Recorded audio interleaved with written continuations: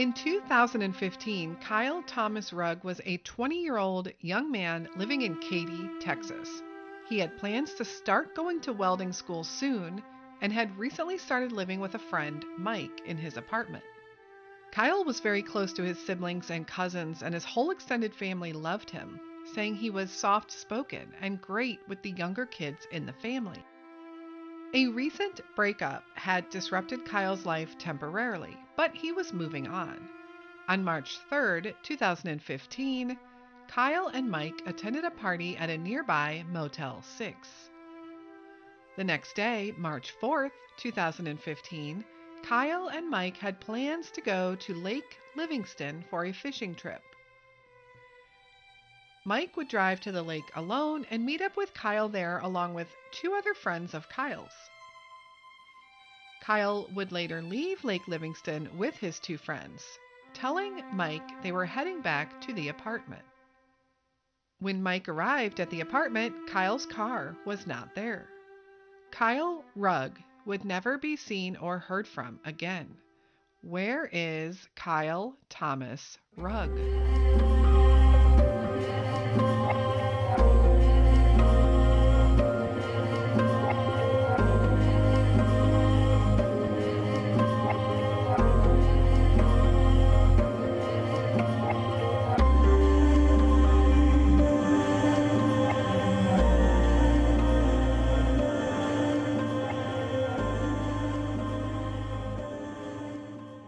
Hello, and welcome back to the Where Are They podcast.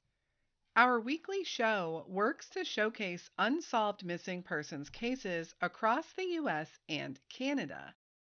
On any given day, there are more than 17,000 active missing persons cases just in the U.S. alone.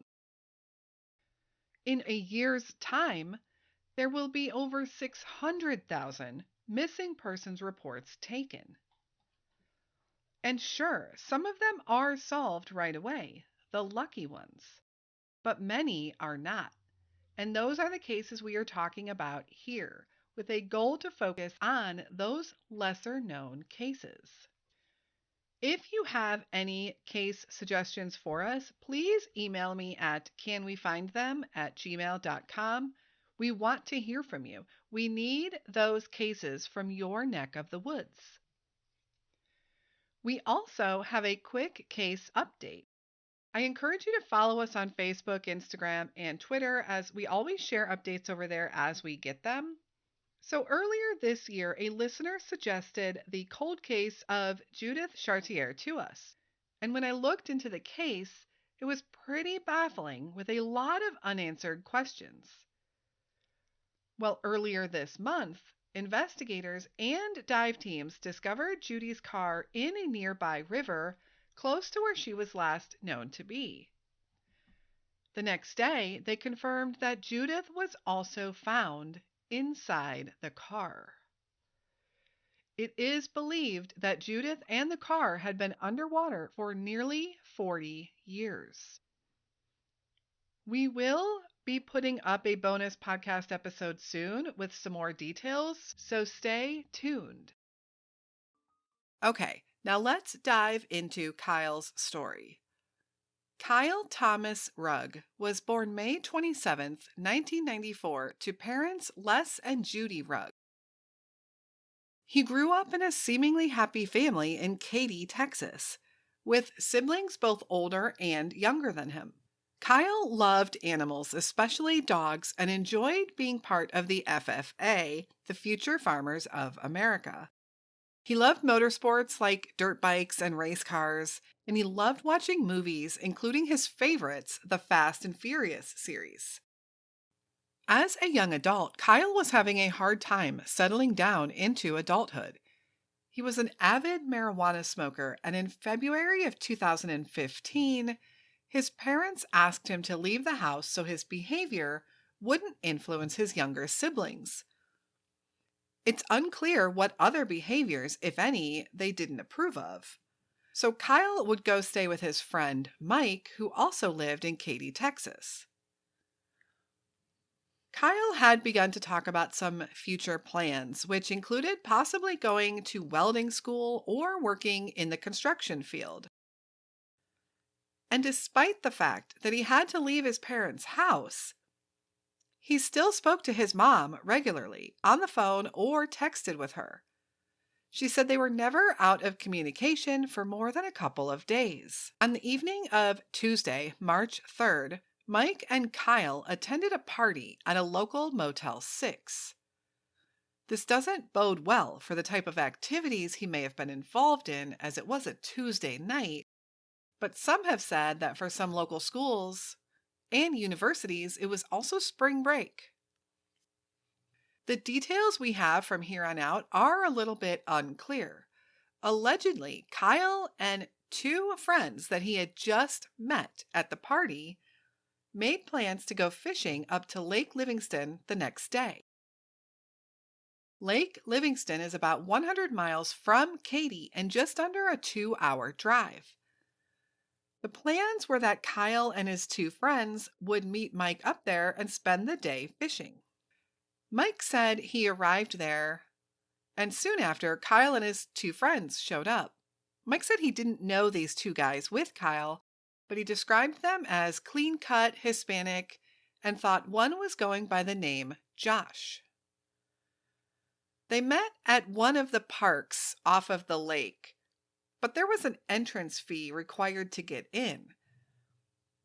Kyle and his new friends didn't want to pay the fees, and the weather was also starting to turn bad, so they figured they better just cut their trip short and head back to Katy. Kyle and the guys said they were going to head back to Mike's apartment and they would see Mike later on. Yes, I know you probably have a lot of questions about this story, and so do I. We will talk about them in a minute.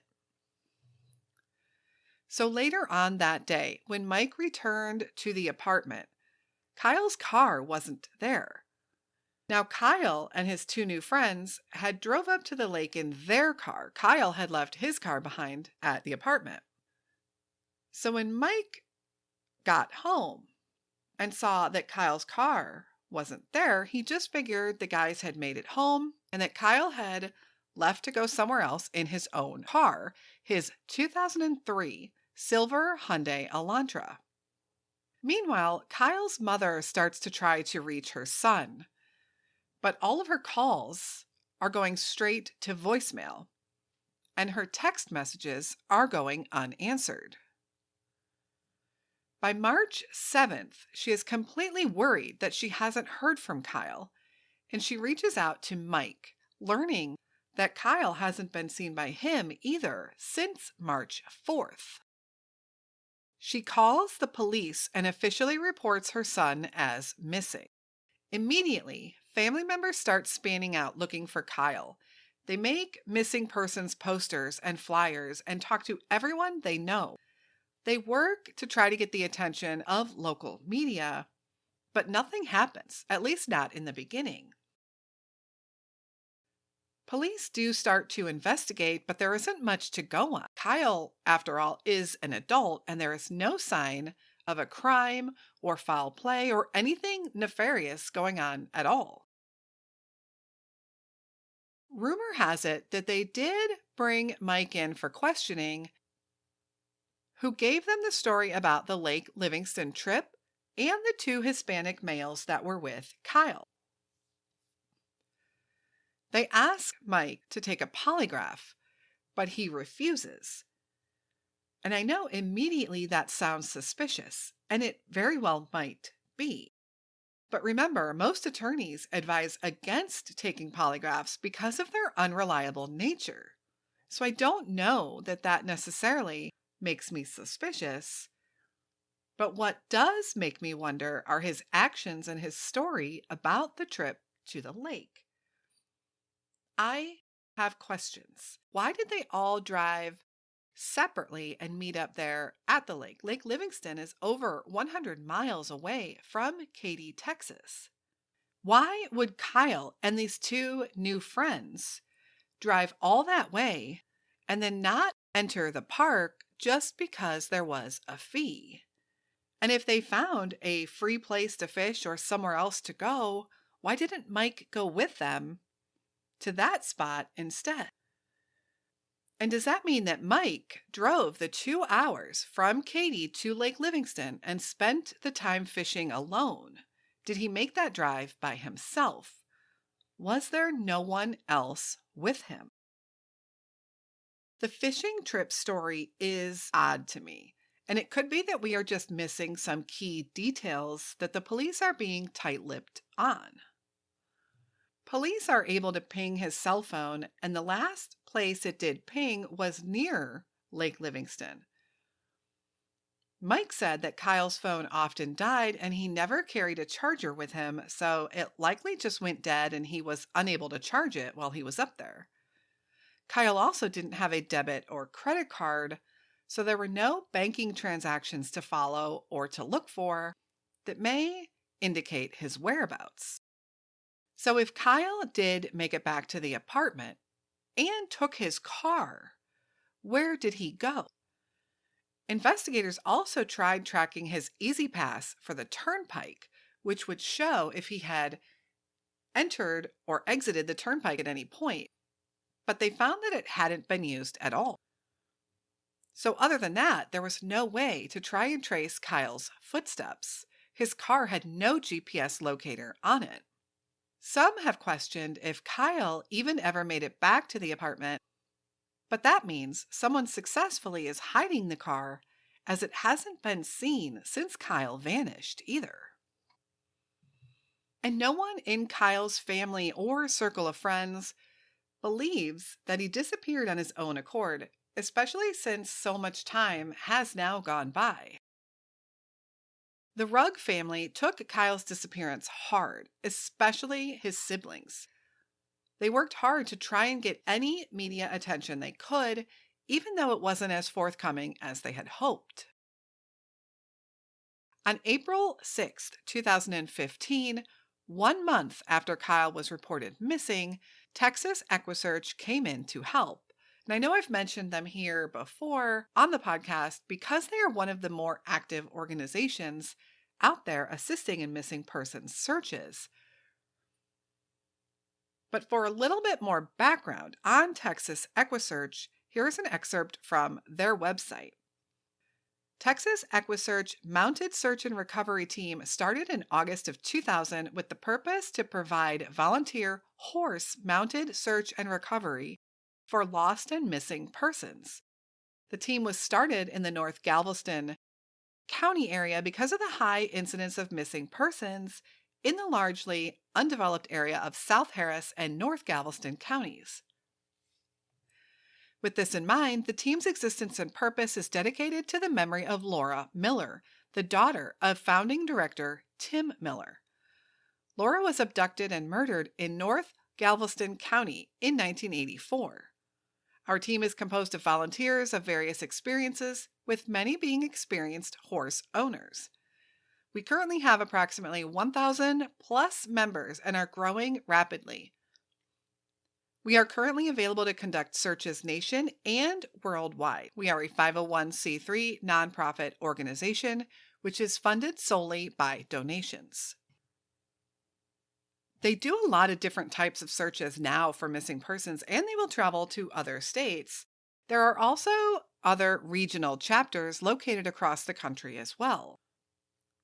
So when Kyle Rugg is missing so close to home for them, EquiSearch comes in and leads up a search on April 6th, focusing on the area of Tigerville Park near Lake Livingston. They put out a call for volunteers and meet up at 8 a.m., spending the entire day searching. Sadly, nothing would be found. Kyle's family had been very active on social media, and then suddenly things went a little quiet. Those that knew about the case wondered why, until one family member came forward and said police had advised them to stop promoting the case so much and to start focusing on raising reward money. So that's exactly what they did. And they raised $20,000 as a reward for anyone with information to lead them to Kyle. So the question is, did Kyle vanish from the Lake Livingston area or the Katy area? Knowing that his phone last pinged around the lake, I'd say that's a good place to start, except I still wonder about the car. Looking at the Lake Livingston area, it can be a little overwhelming as far as searching can go. The place is huge. Lake Livingston is the second largest lake in the state of Texas. Its surface area is over 83,000 acres. The dam, constructed to keep the lake level stable, is 2.5 miles long. That is a huge body of water. And its surrounding area is very wooded and park-like as well. The lake itself is located within the East Texas piney woods and directly next to the Sam Houston National Forest. And if you only know that somebody was last seen in that general area, that's a huge place to search. Texas EquiSearch kept their focus near Tigerville Park, which leads many to believe that this is most likely the place Kyle was last known to be, or a specific location for the ping of his cell phone. Texas EquiSearch is known to work with law enforcement as much as they can, and they do need verified info to call out volunteers and put together searches. Next to Lake Livingston is also the Sam Houston National Forest, and the forest consists of woods and grasslands and is over 163,000 acres. There are campgrounds and trails scattered throughout the park, so saying it's huge is an understatement. So where do you even begin to look? What happened out there near Lake Livingston with Kyle Rugg on March 4th, 2015?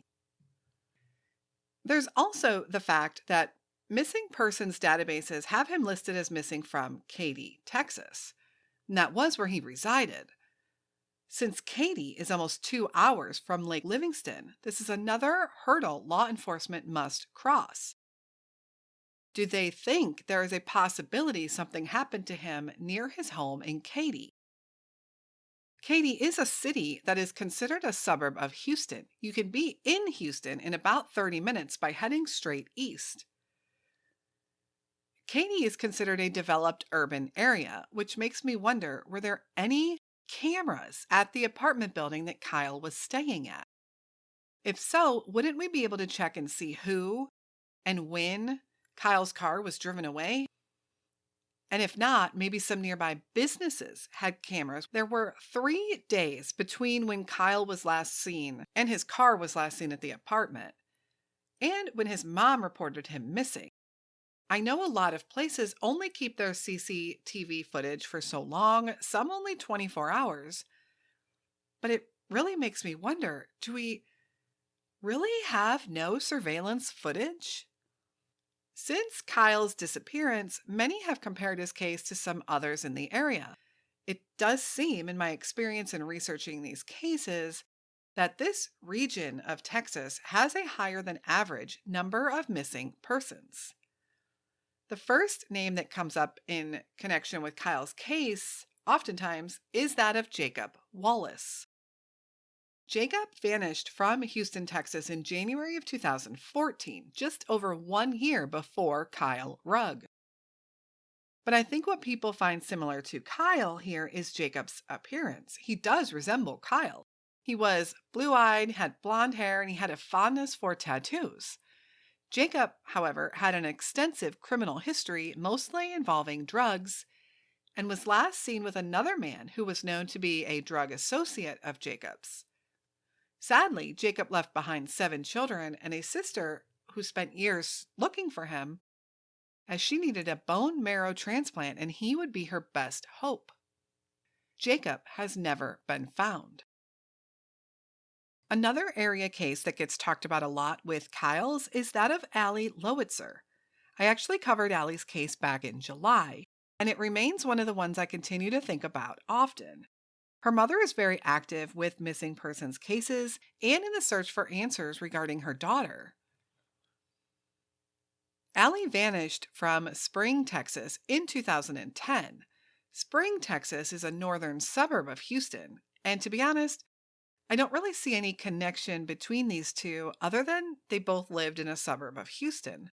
Allie disappeared 5 years before Kyle and was a 16-year-old high school girl.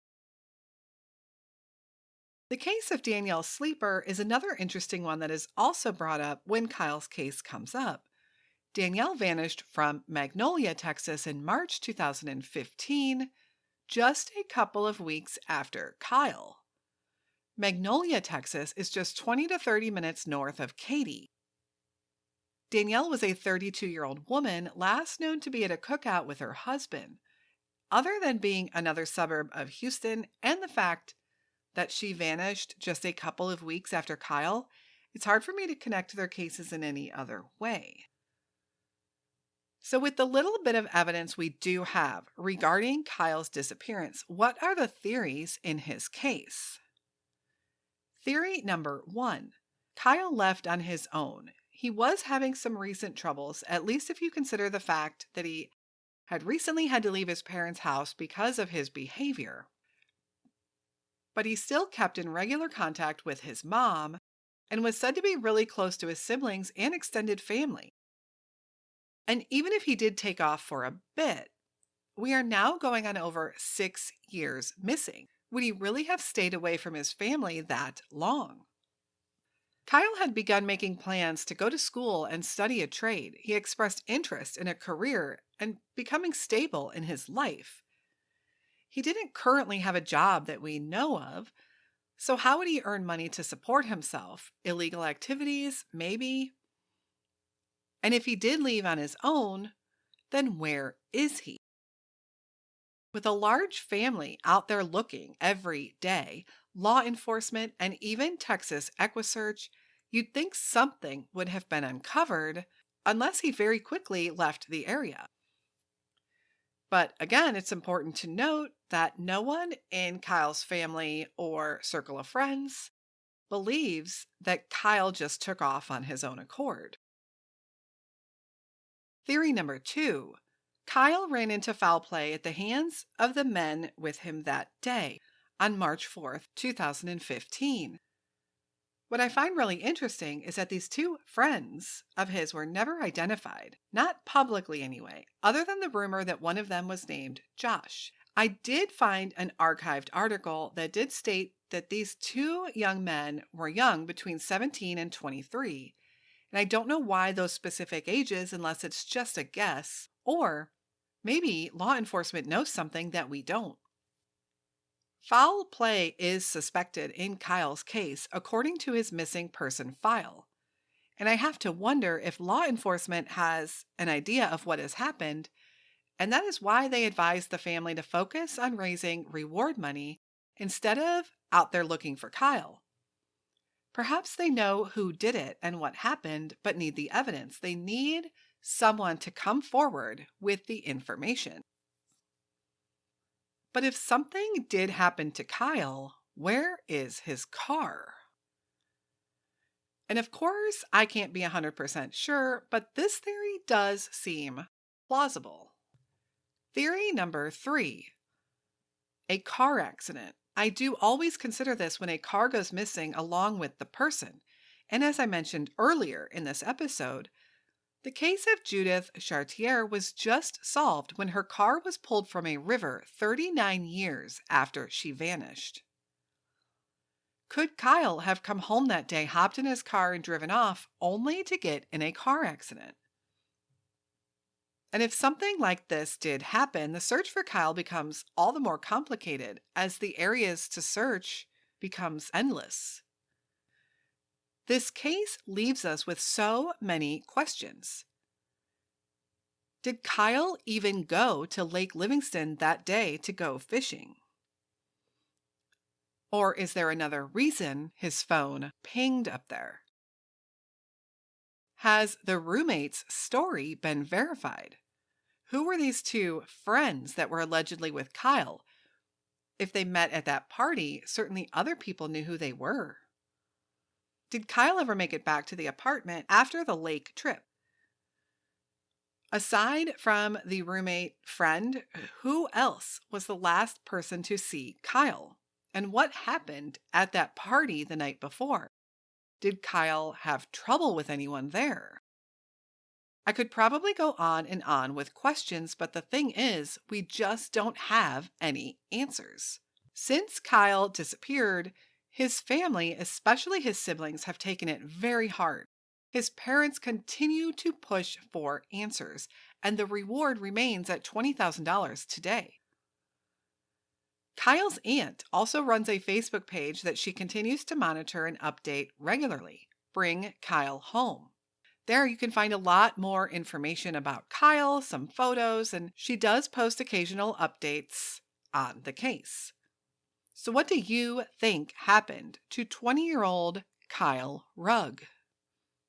Kyle is described as having blue eyes, blonde hair, standing about 5 foot 8 inches tall, and weighing about 130 to 140 pounds at the time of his disappearance.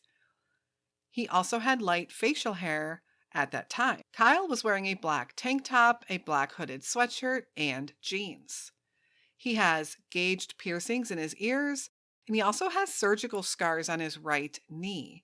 He has several tattoos, 3 clown faces on his arm, the word RIP Stubbs on his chest, an eyeball with a knife or a spear through it on his right shin, the rear view of a female angel on his right arm, and a clown on his left arm.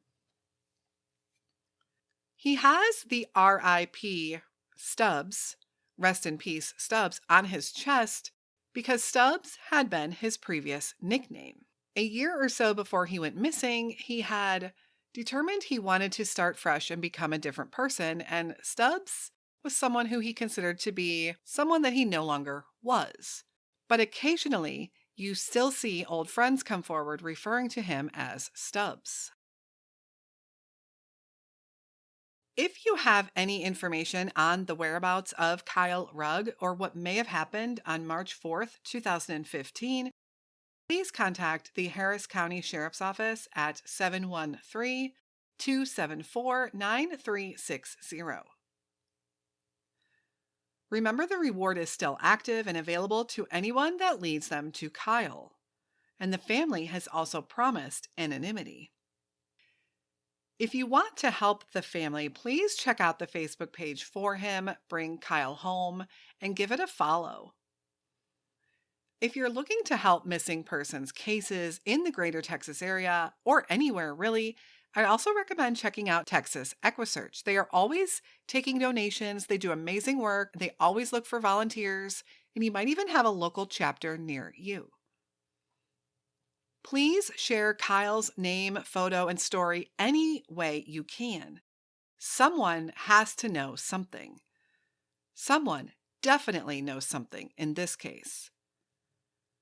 Thank you so much for listening to Kyle's story today and this episode of the Where Are They podcast. If you have any feedback or any other cases you would like to suggest to us, please email me at canwefindthem@gmail.com. Make sure to subscribe and hit the bell for notifications so you can be notified when a new video case is uploaded. Thank you again for tuning in to our show today and supporting the mission to share these lesser-known cases. Let's get some solved. We will be back again next week with another Unsolved Missing Persons episode. And until then, stay safe and hug your loved ones.